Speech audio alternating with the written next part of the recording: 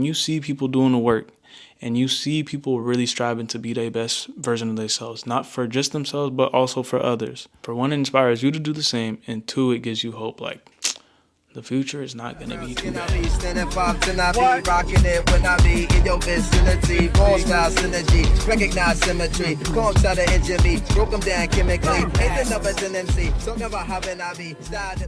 What is going on with y'all, man? Welcome back to my YouTube channel. My name is Max McGadney. For those of you that don't know, I recently graduated from Howard University as a pre-med student.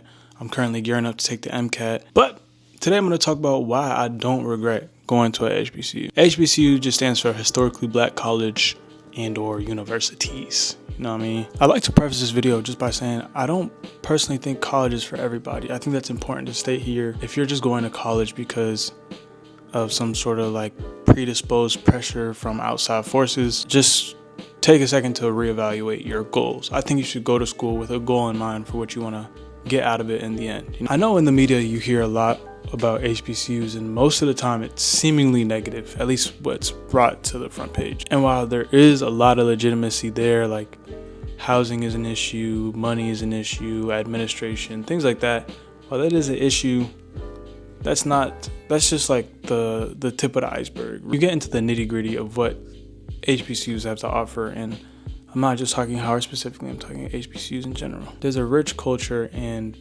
a willingness for professors, faculty, students alike to all work together to try and uplift the community. A lot of the people that go to these institutions are extremely passionate about what they want to do, whether that's in the arts, it's in classics, it's in history, it's in the sciences, whatever it's in.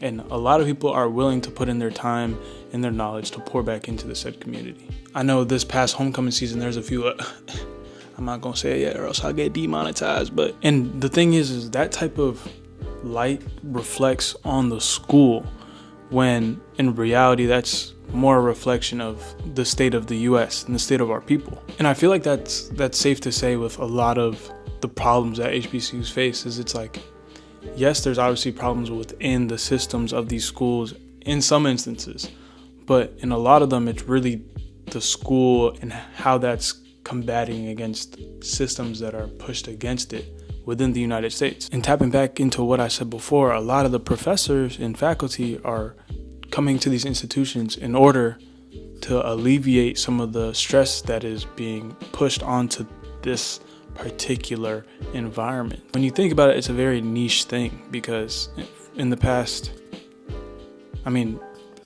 currently and in the past, not a lot of black people in general are going into higher education. So in order to better facilitate that, you want mentors, you want people that look like the students. Those people are then in turn more likely to lend a helping hand in a lot of instances. When I first got accepted to Howard and decided to attend, I definitely had my speculations. But after getting on campus and realizing that the power really is in our hands, in my hands, in your hands, I realized I could really make it what I wanted to. I was able to foster a community of friends, like-minded individuals, and which just further helped propel me into the person I knew I wanted to become. My first year of college was 2020, so this was mid-pandemic, and we kind of just got thrown onto campus. And even with that, we were still able to create our own vision, our own path. Like HBCUs have their own intrinsic culture that I could get into.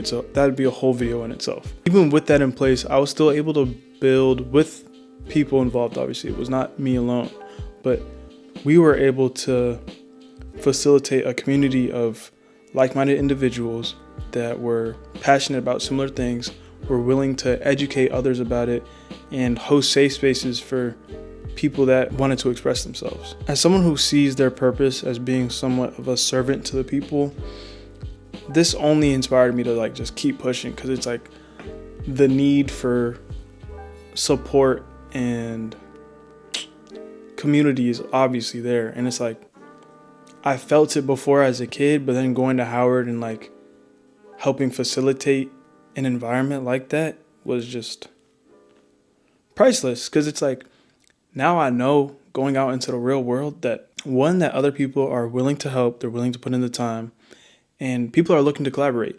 Two, the impact is serious. It's very real. And even though it's on a small level now, it's like the more people's minds that you're willing to, or not even willing, but able to impact, the more effect, like it's a butterfly effect. A lot of people just want to take care of their family and take care of the community. And that's kind of what we need in this world right now. Like obviously family, people put family first.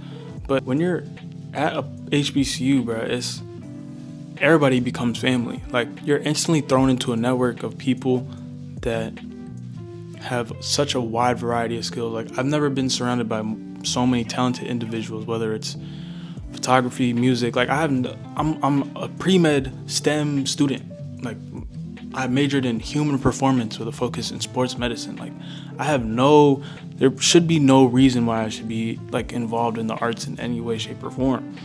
But it's like, for one, it was made possible because I was surrounded by other people that were willing to work with somebody like me.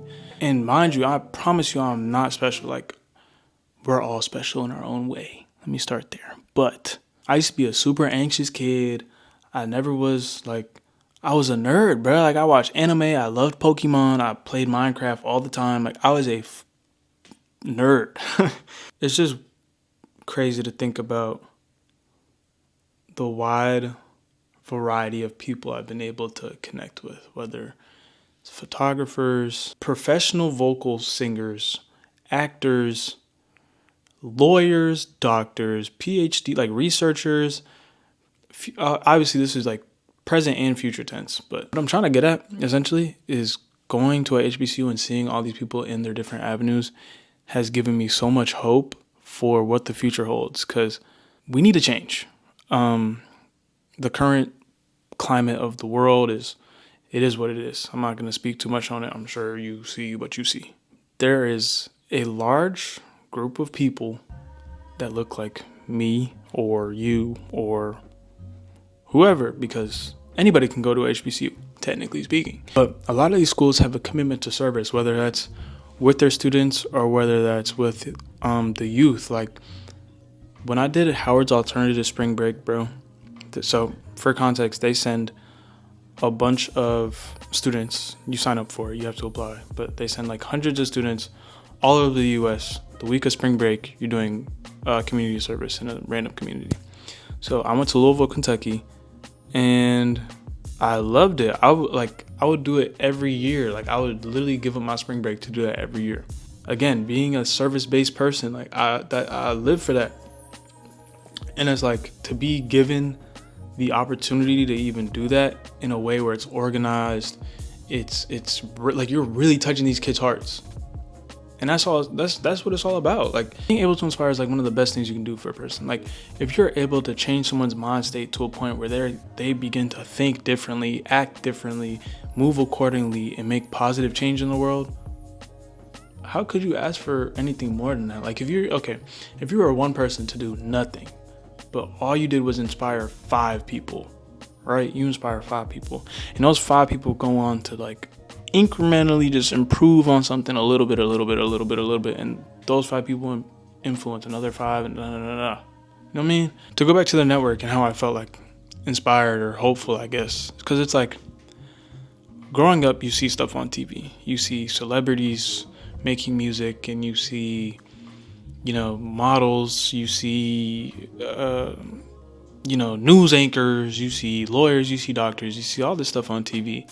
And in a lot of instances, they were not represented to look like brown skin, dark skin, light skin, yellow skin, whatever, everything in between, right? And then you go to a HBCU and it's like the representation is just there. Like you see everything I just mentioned. People that are like, I know for a fact, I know people who are going to be like ridiculously famous one day, and not for like, I'm sure there's gonna be some that have some dirt on their name. I'm not even gonna front. Like Diddy is a real thing. You know what I'm saying? That he went to Howard, and no school is perfect, okay? And nobody is perfect. And I know there's a rotten apple everywhere. You know what I mean? But I say that to say, seeing is believing, and being able to go to a space where you can see quite literally whatever you want. Like any creed, any occupation, any any social class, like poor all the way to the richest of rich. Like, it's all here, and it's real. It's tangible. And once you see it, no one can take it from you. And it gives you a different perspective on the world that's so unbelievable. Because growing up in the U.S., they tell you were brought here on a boat. And, you know how that story goes. And then now you're here. And your people are on the lower end of the totem pole. And that's it. Now it's just like, oh, go. But no, like, you come here, and obviously I knew it before I got to Howard because I was fortunate enough to like have the curiosity to educate myself. But brothers, we're real kings and queens out here. Like, it is no play. Like, regardless of where you fall on social class, I do not care. I know people that have damn near no money to their name, who have grinded, hustled, worked their way up to a point where they're making a living for themselves and with a good heart, and I know they're going to have a positive impact on the world. And that is priceless to see, because when you see people doing the work and you see people really striving to be their best version of themselves, not for just themselves, but also for others. For one, it inspires you to do the same, and two, it gives you hope, like, the future is not going to be too bad. All in all, I think HBCUs are a beautiful thing that should be protected. I think as time goes on, we're going to see a lot of ups and downs with these institutions, and it's our job to try and support them, better educate people about them, which I hope to continue to do. If y'all don't mind, leave a comment if you want to see more videos like this about HBCUs or like stuff in general like that. Also, if you made it to the end of the video, you're part of the 20% that actually makes it to this point of the video. So if you did, please consider subscribing and leaving a like on the video. It really does help me out, and it also helps me get this video out to more people. But yeah, I'll end the video with this. I do believe HBCUs should be protected and fostered in order to allow this privilege for kids in the future. I know during 2020, a lot of people woke up, and there's a huge influx of HBCU applicants, which is also why a lot of the schools had like housing situations and things like that. That same energy is still in the air today. The tide is shifting, and it might look bad now, but I think if we all band together, we lock in, we all support each other, we support one another, we help each other grow, we're going to make a change for the better. And I think HBCUs are going to play a big part in that. That's just me. I might be bullshitting. I hope y'all enjoyed though, and peace.